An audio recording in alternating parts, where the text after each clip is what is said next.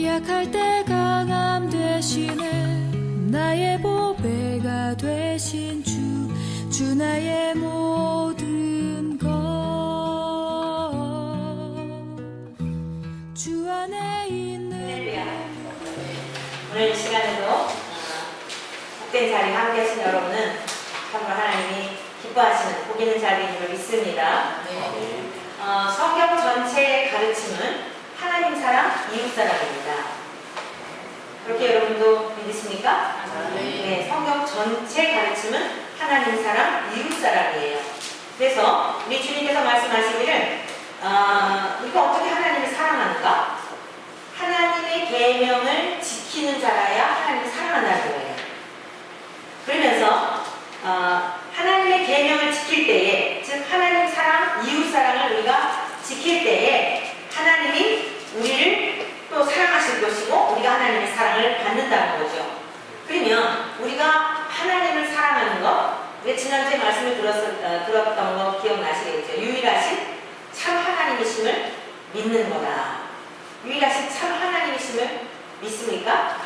네, 그 하나님으로부터 말미암아 모든 만물이 지어져서 오늘 우리들에게까지, 우리들도 우리의 생명의 주인이 하나님이신데, 그 하나님을 우리가 유일하신 참 하나님으로, 그리고 우리가 예수님의 마음을 닮아 예수님의 하나님 앞에서 철저하게 순종하시고 낮아지시고 죽어지심으로 말미암아 그렇게 하나님 앞에 순종하시고 하나님 사랑을 보여주셔서 우리가 예수님을 본받아 우리도 사랑할 수 있다. 그런데 우리 힘의 능력으로는 안 되기 때문에 성령님을 힘입어, 성령을 보내주신 성령을 힘입어 우리가 하나님을 사랑할 수 있다라고 지난주 말씀을 들었어요.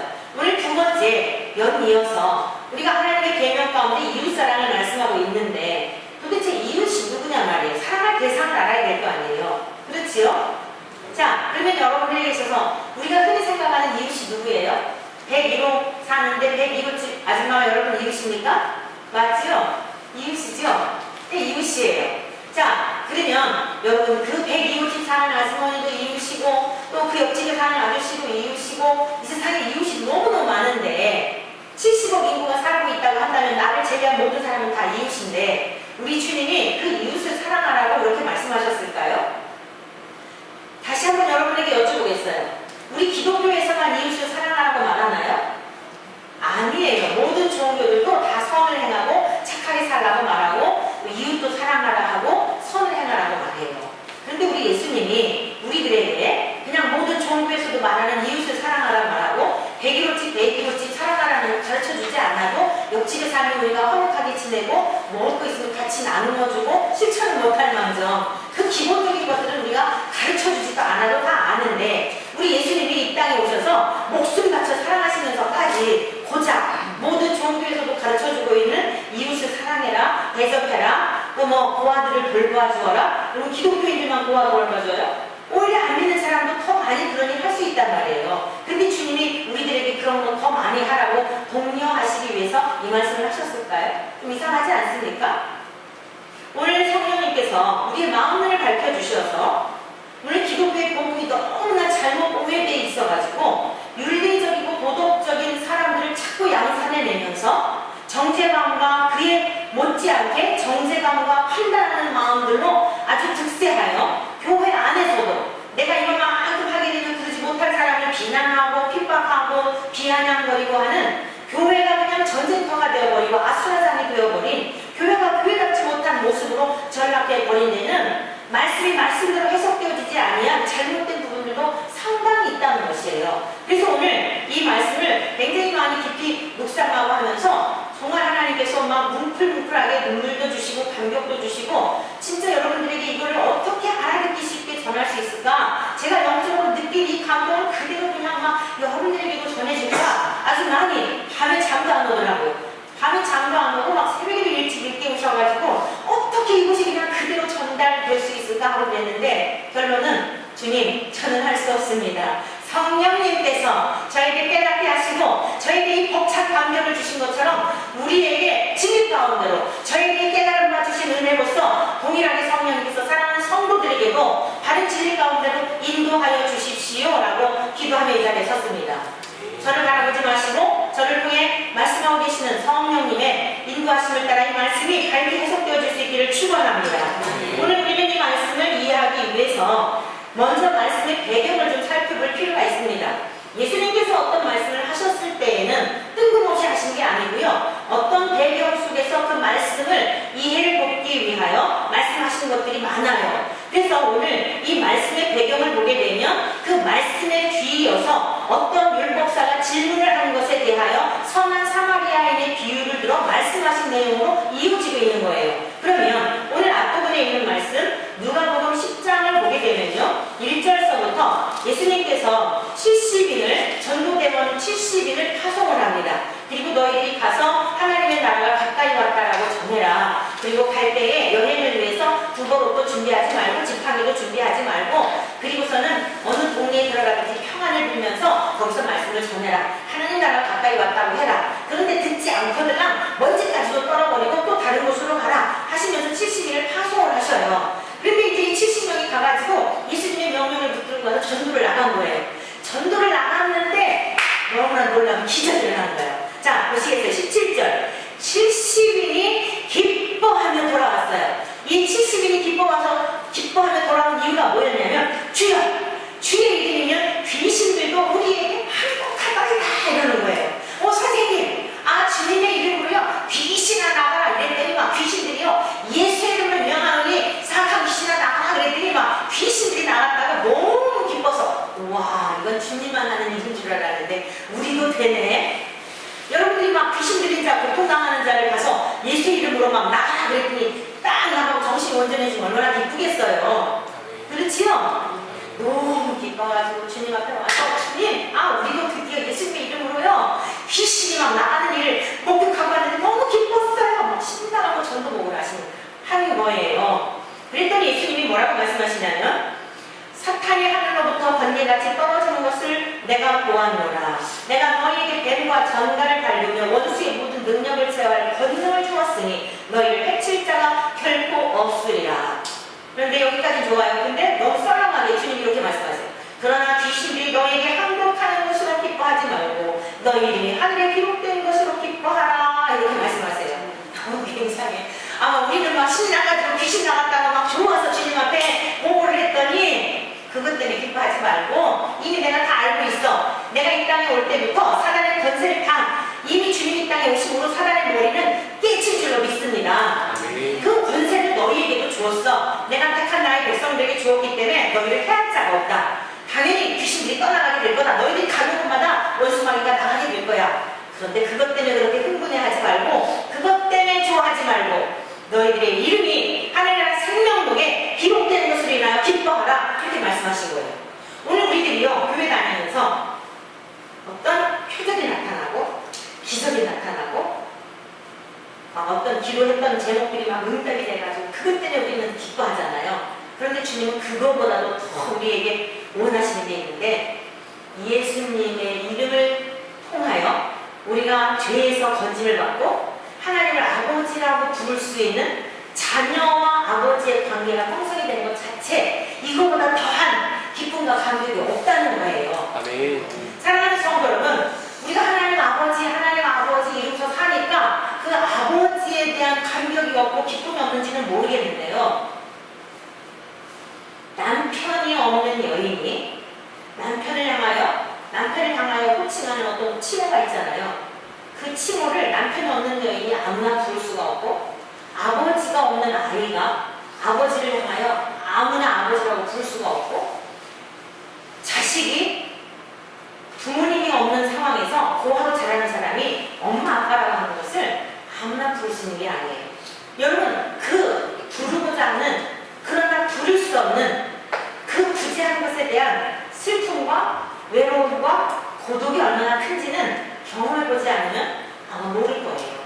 우리들은 늘상 하나님 아버지 부르고 그냥 은성바지처럼 믿고 살지만 이 세상에 누가 내 아버지인지 내가 어디로부터 왔다가 어디로 가는지를 알지 못하고 방황하며 인생의 공허와 절망 속에 살아가는 사람들의 그 좌절과 절망을 여러분 아시나요? 물론 여러분 예수님 믿기 이전에 상태가 있었으니까 아마 경험하셔서 아실 거예요. 우리에게 가장 큰 복은 하나님을 아버지라 부를 수 있는, 그래서 하나님의 자녀가 되어서 하나님이 내 안에, 내가 주님 안에 거하는 이 복이 가장 큰 복이며 이거 하나만으로도 우리는 평생 감사하며 살 이유가 충분한 이유가 있는 줄로 믿습니다. 우리 주님은 그것을 상기시켜 주셨어요. 그러면서 우리 주님이 기뻐 기도하시는 내용이 그 뒤에 나와요. 그때에, 그러니까 제자들은 귀신이 나갔다고 좋아하는 그때에 예수님께서는 너희들의 이름이 하늘나라에 기록된 것으로 기뻐하라고 말씀하시면서 우리 하나님 아버지 앞에 감사의 기도를 드리는 거예요.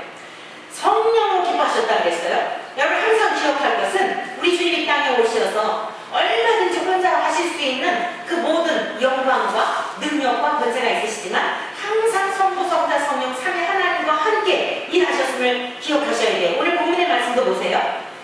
주제이신 천지에 주신 주제이신 아버지에게, 누구? 성부 하나님에게 우리 예수님이 내주하시는 성령님으로 말미암아 기뻐하시면서 기도를 이렇게 드려요.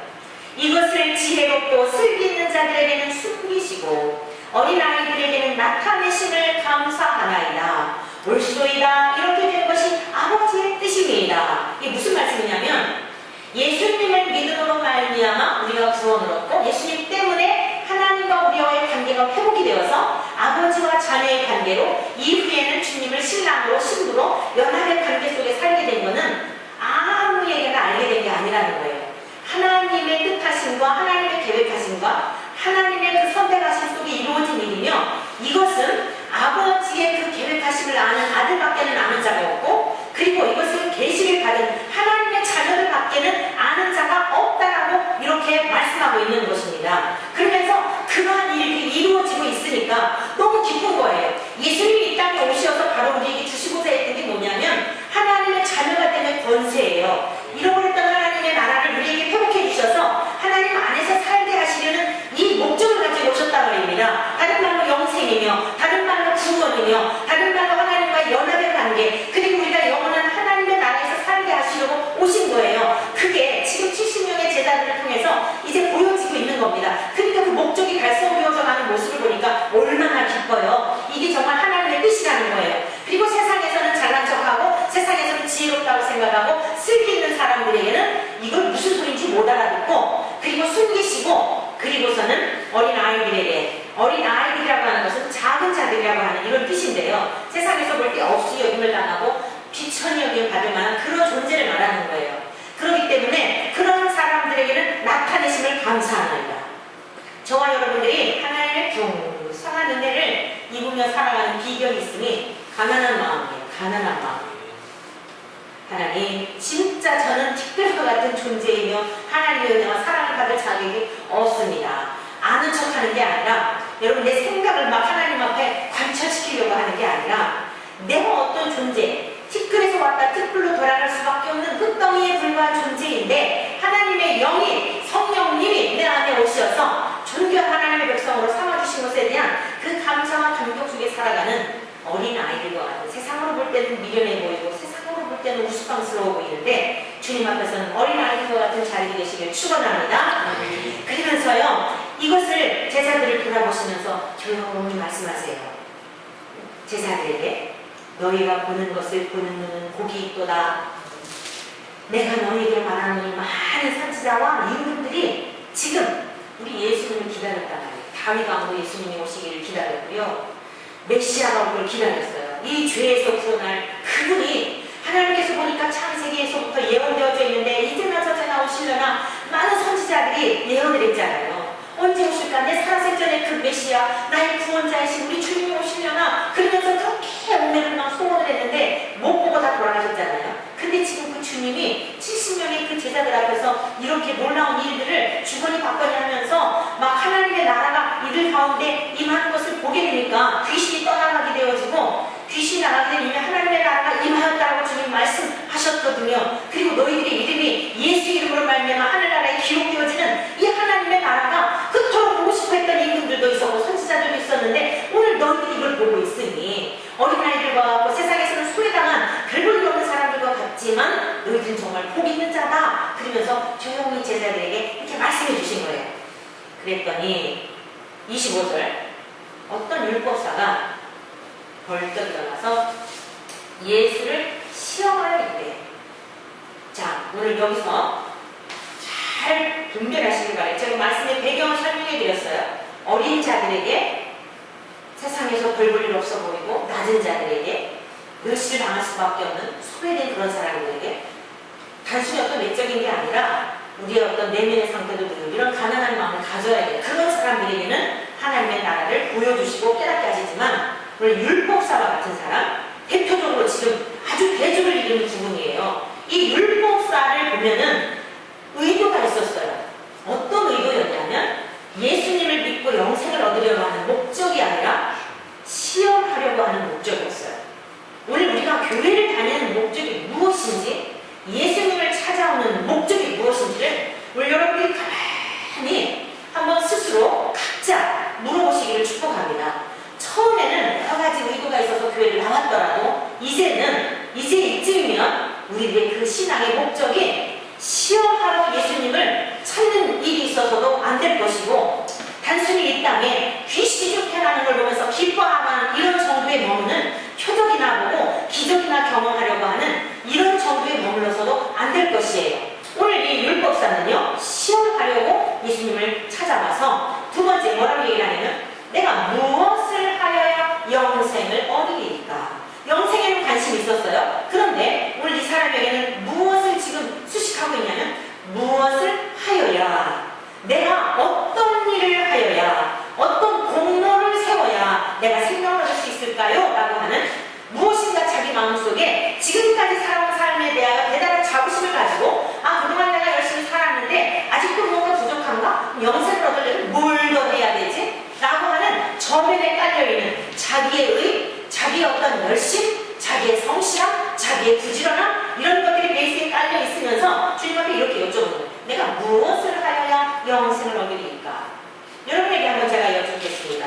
우리가 구원을 얻기 위해서 무엇을 하여야 영생을 얻을 수 있습니까?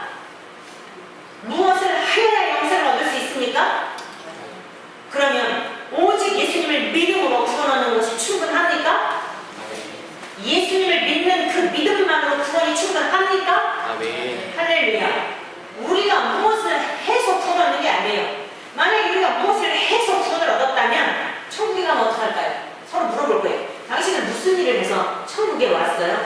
아, 나는요, 원천교회, 그 작은 교회일 때 아주 몇십 년 동안 못사니 곁에서 떠나가지 않고 열심히, 그리고 그냥 그 교회가 세워지는 일에 공로를 많이 세웠지요. 이런다면, 아, 그래요? 나는 저 강남에 있는 어떤 교회를 세우는데 그 수천억 들어서 교회를 주는데 나는 한 천억 정도를 감당했는데요. 그러면 깽하고 여러분들은, 아유, 나는 살아생전에 교회 하나도 짓지 못하고 건축 건물도 제대로 하지 못하고 긁고 왔는데, 여러분 천국이 수 있을까요? 여기서 저기서 나는 이래서 왔습니다 하고 아수라장이 될 텐데. 그래서 에베소서의 말씀 보게 되면 우리를 구원하심이 오직 예수 그리스도를 믿음으로 말미암아 구원을 얻게 하신 이유가 뭐냐면, 우리의 선행을 통하여서 우리가 구원을 얻었다면 자랑한단 말이에요. 아무도 자랑하지 못하게 하려고. 오직 자랑거리가 되시는 분, 자랑을 받으셔야 할 분, 자랑해야 할 분은 누구냐면 예수님밖에 없기 때문에. 사랑하는 성도 여러분들이, 오늘 이 율법사는 내가 뭘 해야 영생을 얻을 줄로 알고 이렇게 일어나가지고 뭐 그 별 볼 일 없는 사람들 귀신 쫓아냈다고 와서 자랑하고, 또 거기다가 예수는 뭐 무슨 네 이름이 하늘나라에 기록된 걸로 좋아하라 하고, 뭐 너무 보니까 너무 웃기는 거예요. 이 율법사는 율법에 대해 능통한 사람입니다. 그냥 너무 없이 여기는 이런 마음이 저변에 깔려 있는 겁니다. 그리고 이제 그 다음에 예수님께서 이렇게 물어보셔요. 그래, 율법에 무엇이라 기록되었으며 네가 어떻게 읽느냐? 율법사니까 능통하잖아요. 그래서 신명기 6장 5절과 레위기 19장 18절 이하에 있는 하나님 사랑 이웃사랑에 관한 말씀을 대답을 하는 거예요. 내 마음을 다하며 목숨을 다하며 힘을 다하며 뜻을 다하여 주 너의 하나님을 사랑하고 또한 내 이웃을 내 자신같이 사랑하라 하였나이다 라고 똑 떨어지게 이렇게 주님께 대답해요. 그러니까 예수님께서 뭐라 하냐면, 네 대답이 옳다? 맞다. 네가 말한 게 옳아. 일을 행하라. 그러는 삶이라. 이렇게 말씀하세요. 그랬더니 이 사람이 자기를 옳게 보이려고, 주님 앞에 또 자기를 옳게 보이려고, 그냥 우리말로 쉽게 말하면 잘난 척 하려고 예수께 여쭤보는데, 그러면 내 이웃이 누구지요? 라고 묻는 거예요. 내 이웃이 누구지요? 그때 예수님께서, 자, 잘 들어봐라. 어떤 사람이 예루살렘에서 여리고로 내려가는데 강도를 만나서 그 강도들이 그 옷을 벗기고 때려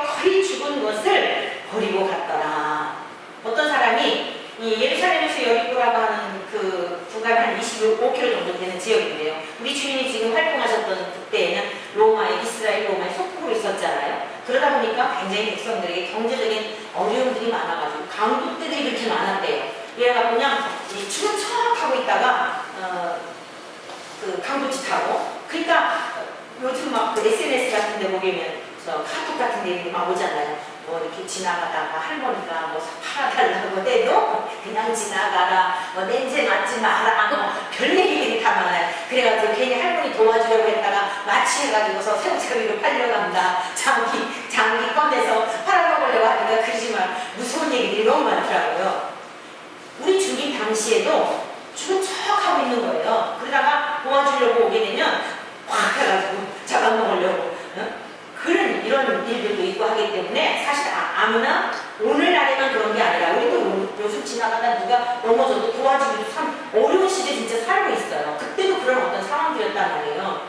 그런데 마침 거만 죽게 된 거예요. 다 죽진 않았어요. 거만 죽게 되었는데 한 제사장이 그 길로 내려가다가 그를 보고 피하여 지나가고, 레위인도 거기를 가다가 피하여 지나가고, 그리고서 사마리아인이 이제 이 강도 만난 자의 그 모든 것들을 주님이 이제 해결해 주는 이 장면을 주님이 비유로다가 설명을 하신 거예요. 그럼 여러분, 제사장이라든가 레위인이라든가 이 사람들은 이 레위인 같은 경우에도 하나님의 성막에서 하나님의 그 성막을 이렇게 수종 들고 제사장들을 섬기고 하는 일을, 그러니까 전적으로 주님을 위해서, 하나님을 위해서 일하는 사람들, 제사장 말할 것 없고요. 이들은 율법을 잘 준수해야 되잖아요. 그러니까 이들이 그냥 지나간 이유가 있어요. 그냥 지나간 이유가 뭐냐면 이 제사장이나 레위인들 죽은 시체를 만지면 안 돼요. 근데 지금 제사를 지내러 가는데 이거 죽었을지도 모르는 사람인 거예요. 보기에 다 죽은 상태, 거의 죽어 있는 상태이기 때문에 부정을 한다, 율법을 어긴다고 생각을 한 거예요. 그러니까 하나님의 법을 잘 지킨다고 지나간 거예요. 그리고 다 지나가 버렸어요. 그런데 어떤 사마리아 사람은 여행하는 중 거기 이르러 그를 보고 불쌍히 가서 이제 이 사람의 그 모든 것들을 다 치유해주고 그래요. 그래서 오늘 이 본문의 말씀을 가지고 우리가 지금까지 여러분들이 들어왔던 말씀들이 뭐냐면 이 선한 사마리아인과 같이 너희들도, 예수님 물어보시잖아요. 누가 선한 사마리아인이냐. 그러니까 누가 그 강도 만난 자의 이웃이냐 그랬더니 그 자비를 베푼 사람입니다 라고 이렇게 얘기를 해요. 이 질문의 요지가 뭐였냐면 누가 내 이웃입니까에 대한 질문에 우리 주님께서 선한 사마리아인이 바로 내 이웃이다라고 하는 말씀을 하고 있는 거예요. 그러니 선한 사마리아인이 누구냐, 강도 만난 자는 누구냐, 우리가 이것을 알아야 된단 말이에요. 자, 말씀을 그 부분에 집중해서 오늘 보시도록 하겠어요. 33절이에요. 어떤 사마리아 사람은 여행 가는 중 거기 이르러 그를 보고 불쌍히 여겨, 자, 거기 이르러 그를 보고 불쌍히 여겨. 강도 만난 자가 찾아갔습니까? 사마리아인이 찾아왔습니까? 사마리아인이 찾아왔어요. 이 세상의 주인이셨던 하나님이 우리 인간들을, 우리가 찾아갔습니까? 주님이 찾아오셨습니까? 주님이 찾아오셨어요. 오늘 이 본문과 아주 유사한 내용이 있는데요. 출애굽기 3장 말씀을 우리 한번 같이 보시겠어요? 창세기 출애굽기 3장에 보면 이스라엘 백성들이 400년 동안 애굽에서 종살이를 하다가 바로 왕에게 진짜 강도를 당하고 온갖 노동력과 탐 모든 것을 착취를 당하고 고생하던 끝에 하나님 이스라엘 백성들을 출애굽시키는 과정이에요. 출애굽기 3장 우리 7절부터 같이 보시겠는데, 여호와께서 이르시되 내가 애굽에 있는 내 백성의 고통을 어떻게 해요? 분명히 어떻게 했어요? 보고. 자, 사마리아인이 강도 만난 자를 보고 오늘 모세를 이집트에 보내셔서 그들을 애굽에서 구원해내시기로 먼저 누가 봤냐면 하나님이 보셨단 말이에요. 사람을 보냈지만 먼저 하나님이 보시고 그들이 그들의 감독자로 말미암아 부르짖음을 어땠어요? 듣고, 그리고 그 근심을 알고, 그리고 내가 내려가서 그들을 애굽인의 손에서 건져내고 그들을 그 땅에서 인도하여 아름답고 광대한 땅, 젖과 꿀이 흐르는 땅, 곧 가나안 족속, 헷 족속, 아모리 족속, 브리스 족속, 히위 족속, 여부스 족속의 지방에 데려가라 하노라. 이스라엘 백성들을 구원하실 계획을 이렇게 모세에게 말씀하시는 거예요. 자, 여기서 핵심적인 단어들이 뭐예요? 하나님께서 보셨다는 거예요. 이스라엘 백성들의 고통을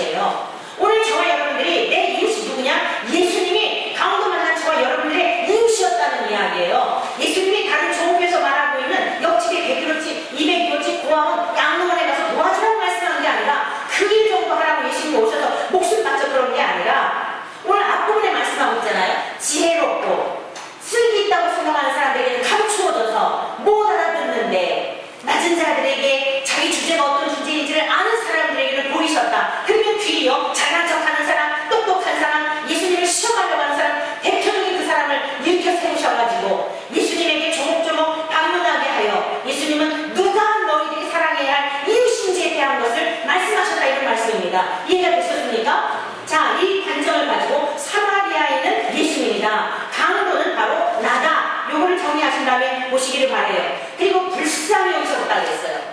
2000년 전 이 땅에 오신 예수님은 저와 여러분을 너무도 불쌍히 여기셔서 육체를 입고 이 땅에 오신 줄로 믿습니다. 그리고 보세요. 가까이 가서 강도 만난 자에게 가까이 오신 거예요. 오늘 저와 여러분들이 예수님을 믿는 동안 수많은 사람들이 또는 우리 주님께서 배우에 그들의 마음을 감동하셔서 우리를 주님께로 오도록 가까이 우리들에게 얼마나 많이 다가오셨는지 몰라요. 그런데 하나님의 때가 이르러 오늘 저와 여러분들이 주님의 품 안에서 이렇게 지금 말씀도 듣고 예배를 드리며 복 있는 자가 된 거예요.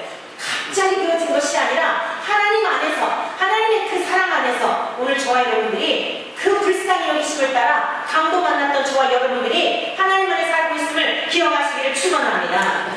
그리고요, 어떻게 처방을 하셨냐면 기름과 포도주를 그 상처에 붓고 싸매고라고 말씀하고 있어요. 여기에 대한 해석들이, 일반적인 해석이 뭐냐면은 이제 뭐 예수님의 고혈이다, 뭐 여러 가지, 또 뭐 주막은 교회다, 뭐 이렇게 또 주막 주인은 목회자다, 이렇게 해석을 해요. 그래서 제가 계속 말씀을 묵상하면서 하나님, 이게 정말 원래 말씀하시고자 하시는 뜻이 무엇인가요? 하면서 묵상하는 중에 여기서 기름과 포도주라고 하는 것을 우리가 한번 생각해 볼 때요, 기름이라든가 포도주라고 하는 것은 어떻습니까?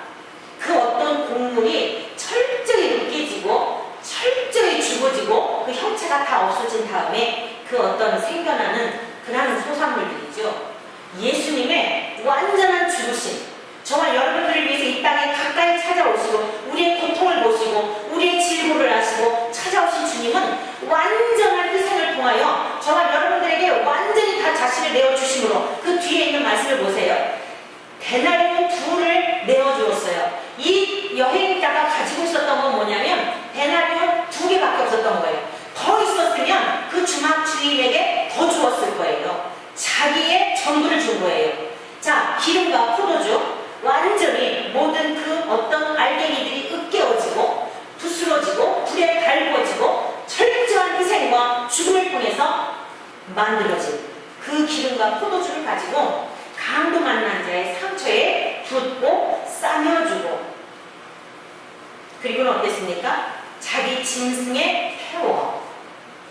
우리 지난 주간에 아가서 말씀을 들었고요. 앞으로 계속 새벽 시간에 이제 제가 담당할 때는 아가서 말씀을 드릴 텐데요. 진짜 너무너무 감동이 되고 성도님들도 많이 은혜를 받으셨다 하더라고요. 여러분, 우리 인생들은 술람미 여인과 같은 존재들이에요.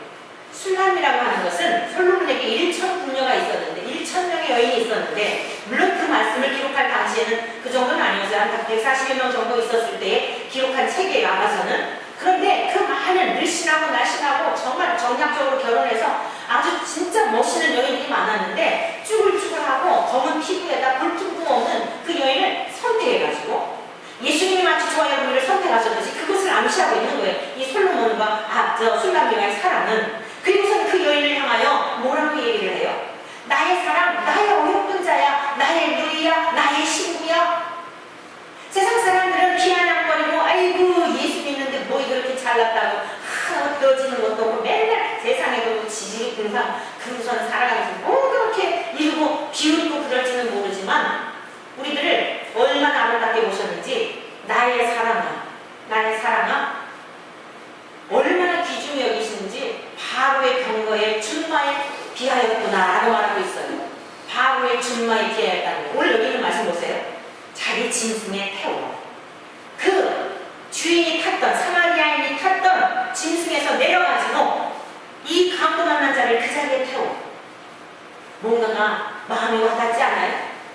우리의 신분을 이렇게 소중히 여겨주셔서 주님의 만왕의 왕이신 그분의 신분, 그분이 앉았던 자리로 우리를 격상시켜주시고, 주님은 걸어가시면서 바로의 병거의 준마에 피하였구나. 세상에서 가장 강대국인 그 애굽의 천하를 호령하는 바로 왕이 탔던 말 중에서도 가장 으뜸가는 그 말, 왕비들은 데리고 가지 않을지라도 어디든지 그 애만은 데리고 가는, 이 세상에 어떤 여인보다도 더 소중한, 뽑은 자 가운데 뽑은 그런 사랑스러운 여인을 바로의 병거의 준마에 피하고 있는 거예요. 오늘 사마리아인으로 오신 우리 주님, 왜 우리 주님이 사마리아인인데, 아니 이 사마리아인이 왜 주님이라고 하는 근거를 여러분들에게 말씀을 드릴 수 있는가 하면, 유대인들에게 있어서 사마리아인들은요, 개나 돼지 취급을 받는, 멸시하고 능멸을 하고 조롱을 당하는 사람들이었어요. 오늘 이 유대인 중에 율법사, 웃기는 거예요. 사마리아인 사람 취급도 안 하고 돼지나 개 취급하는 사람인데, 오늘 예수님은 그 사마리아인의 모습으로 진짜 선한 이웃이 누구인지에 대한 것을 아주 이 잘난 척하고 예수님을 시험하고 뽐내는 율법사를 납작 만들어 놓으시는 거예요. 예수님이 이 땅에 태어나실 때 어디 태어나셨습니까? 마국간에 말 밥그릇에 태어나셨어요. 출생하실 때부터 개나 돼지 취급 받으면서 출생하신 거예요. 유대인들이 그렇게 조롱하고 멸시하는 사마리아인처럼 예수님은 이 땅에 이방인과 같이 이렇게 흠말 만한 것이 없는 모습으로 찾아오셨단 말씀입니다. 누구를 위하여? 강도 만난 저와 여러분들을 위하여. 원수 나비는 끊임없이 우리를 유린하고 우리의 생명을 부족질해가고, 예수님께서 요한복음 10장에 말씀하신 것처럼 도적이 오는 것은 그 사람의 생명을 빼앗아가고 멸망시키려는 것이지만, 나는 선한 목자라, 선한 목자는 양들을 위하여 목숨까지 바치기 위하여 저와 여러분들을 위하여 이 땅에 오신 거예요. 악한 원수 마귀 강도는 우리는 본래 죄악 가운데 태어나서 죄의 아비의 마귀에게 끌려다니다가 죄를 짓는 일에 이거 시키면 그거 하고 이거 시키면 그거 하고 더럽고 추하고 온갖 악한 것들 마귀가 시키는 대로 하다가 완전히 머리끝부터 발끝까지 다 얻어 터진 흔적뿐으로 우리는 멸망일 수밖에 없는 인생들이었는데, 우리 주님이 이 땅에 오셔서 주님이 타셨던 그 말에, 그 자리에, 주님의 보좌에 함께 앉을 수 있도록 이렇게 우리를 존귀하게 여겨주셨다는 것이에요. 사마리아인, 세상 사람들 잘난 척하는 사람들에게는 그 사마리아인, 개나 돼지와 같은 인생인데 어찌 선한 사람이 될 수 있어요. 그런데 그 비유를 들어서 지금 네 앞에 있는 내가 바로 그다라고 말씀하고 있는 거예요. 율법사한테 너하고 얘기하고 있는 내가 바로 사마리아인으로 온 너의 이웃이다. 그리고 율법사야, 네가 하나님의 법을 잘 알고 있니? 하나님의 사랑, 이웃 사랑한 걸 꿰뚫고 있니? 네가 진짜 사랑해야 될 사람은 누구냐면 나야. 강도 만난 너를 위해서 이 땅에 내려온 나야. 그런데 가리워진 자에게는, 마음이 높아진 자에게는 보여지지 않는다라고 하는 것은 그 앞부분에 이미 말씀을 해놓으시고 이렇게 예를 들어 비유로 말씀하셨던 거예요. 그리고 보십시오. 주막으로 데리고 가서 돌보아 주니라. 주막으로 데리고 가셔서 짐승에 태워서. 여러분 여기서 주막이란 어딜까요? 주님, 주막이 어디예요? 교회라고 하는 것은 늘 일반적으로들 해석하는 건데 단순히 이게 그 교회일까요? 주님이 저에게 깨닫게 하신 것은 우리 주님의 품이에요. 하나님의 품이에요. 이 땅의 교회들도 그래 다 없어질 수 있어요. 그런데 상처를 우리 예수님의 희생으로 말미암아, 십자가의 죽음으로 말미암아 진리게 주셔서 그 주님의 보혈로 우리의 더러운 죄를 다 씻어주시고, 주님이 앉으셨던 그 자리에 우리를 태워주시고, 주님의 사랑과 수고의 크게 달한 우리를 그렇게 존귀케 해주시며, 이 땅에 살아가는 날 동안 아직 완전한 그 모든 구원이 완성된 것, 예수님 믿음으로 구원은 이미 우리가 받았지만 우리는 이 땅에 전쟁터에 살고 있잖아요. 그런데 주막이 어떤 곳입니까? 주막, 여러분 나그네들이 가다가 쉬었다 가는 곳, 밥을 먹고 잠을 자고 하는 그런 곳 아니에요? 나그네들이 거쳐가는 곳 아니에요? 여러분, 우리 인생길이 나그네 인생길입니다. 나그네 인생길인데 우리의 주막은 어디냐면 주님의 품인 줄로 믿습니다. 아멘. 그래서 시편 기자가 이렇게 노래를 했더라고요. 시편 기자가 어떤 노래를 했냐면 나의 하나님은 우리의 피난처시요 힘이시니 환난 중에 만날 큰 도움이시라. 땅이 변하든지 산이 흔들려 바다 가운데 빠지든지 바닷물이 솟아나고 뛰놀든지 그것이 넘침으로 산이 흔들릴지라도 우리는 두려워하지 아니하리로다. 강도 만난 우리들을 구원해 주신 주님은 이제 하나님 앞에 갈 수 없었던 우리의 인생들을 예수님의 희생과 예수님의 보혈과 십자가의 능력으로 말미암아 아버지께 맡기고 아버지께 위탁할 수 있는 이 관계를 회복해 놓으셨다는 말씀입니다. 그리고 주님께서는 말씀하셨어요. 그 이튿날 그가 주막 주인에게 데나리온 2를 내어주며 이르되 이 사람을 돌보아주라. 우리 주님께서는 이 땅에 2000년 전 오셨지만 이제 요한복음 14장에 있는 말씀을 통해서도 이렇게 말씀하셨어요. 십자가의 체험을 당하시기 전에 사랑하는 제자들이 근심에 빠지니까 자꾸 죽는 얘기하시고 그러니까 근심했어요. 그때 요한복음 14장 1절에 뭐라고 했냐면 너희는 마음에 근심하지 말라. 하나님을 믿으니 또 나를 믿으라. 너희들이 하나님을 믿느냐? 그렇다면 네 앞에 있는 나도 그 하나님이신 나도 믿어라. 내가 너희를 위하여 처소를 예비하러 가오니 가서 너희를 위해 처소를 예비하면 다시 너희를 데리러 올게라고 말씀하셨어요. 무엇인가 비슷하지 않습니까? 오늘 이 말씀을 통해서 사마리아인이 갔다가 다시 온다는 것을 약속하고 있잖아요. 내가 갔다가 다시 오겠다. 그런데 비용이 더 들면 내가 그것을 갚아주겠다 하시잖아요. 그러니까 지금 이 사람이 주막 주인, 강도 만난 자가 주막 주인에게 선한 사마리아인에 의해서 맡겨졌지만 무엇인가 아직 온전하지 않고 이 사람이 온전해지기 위해서 더 드는 무엇인가가 있다는 것을 암시하고 있지요. 자, 우리가 예수님을 믿음으로 말미암아 구원을 얻은 것은 사실이지만 주의 성령님을 예수님이 하늘로 가신 다음에 보내주시지 않았다면 우리는 하나님에 대해서 알아들을 수도 없고 깨달을 수도 없는 거예요.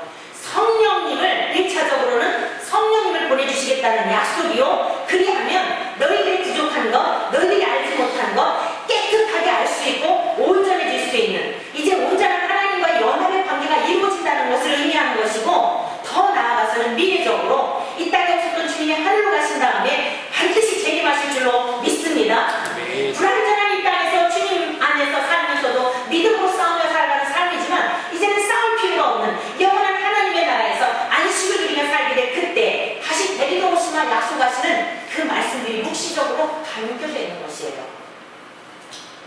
사랑하는 성도 여러분, 그러면서 이율 목사에게 물어봤어요. 네 생각에는 세 사람 중에 누가 강도 만난 자의 이웃이지? 라고 물어보니까 사마리아 사람이라고 말하지 않고 자비를 베푼 자입니다. 이렇게 얘기를 해요.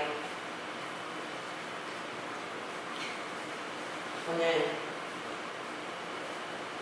저와 여러분들이 진짜 사랑해야 될 이웃은 누구인지 아셨습니까? 누구예요? 진짜 사랑해야 될 이웃이 누구라고요? 예수 그리스도이시라요. 강도 만난 자가 누구라고요? 나예요. 단순히 고아원에 빵 갖다 주라는 얘기가 아니에요. 오늘 옆집에 사는 분 뭐 하라는 얘기가 아니에요. 이 예수 그리스도의 값없이 받은 사랑의 내 안에 머물게 되면 그거 시키지 않아도 못 견뎌요. 사랑하고 싶어서. 이 율법사처럼 뭘 해야 구원을 얻을까 이러면 하다가도 짜증이 나고 내가 왜 이래야 되지? 계산하고 손해보는 것 같고 그건 우리 교회 아니 예수님 안 믿는 사람도 다 하는 거예요.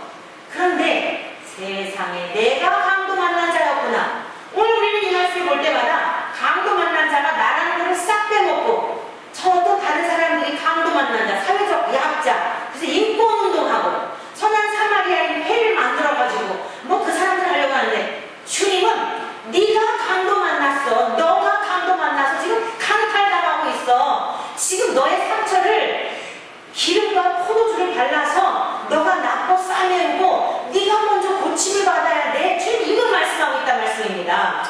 사랑하는 성도 여러분들이요, 저와 여러분들이 사랑해야 할 이웃은 예수님이신 것을 믿으십니까? 아멘. 그렇게 시시하게 그런 정도 윤리나 도덕적인 거 교과서 가르치려고 주님이 하늘 보자 버리고 오신 리가 없지요. 이웃은 하나님 사랑, 이웃 사랑을 말씀하셨는데 가장 첫 번째 이웃은 바로 나의 강도 만난 나의 이웃이 되어주신 예수님을 사랑하라는 것이에요. 어떻게 해요? 전심으로, 최선이 아니고 전심으로, 우리의 전체로 우리 예수님을 사랑하시기를 축원합니다. 저와 여러분들 강도 만난 자들이었어요. 저와 여러분들을 위해서 오신 주님, 그 예수님을 사랑한다면 그 사랑이 내 안에 흘러서 여러분 다른 사람들에게 사랑할 수밖에 없는, 빛으로 소금으로 살아갈 수밖에 없는 능력 있는 그리스도인 예수의 사랑으로 살게 될 줄로 믿습니다. 이 귀한 은혜가 우리 모두에게 있기를 축원합니다.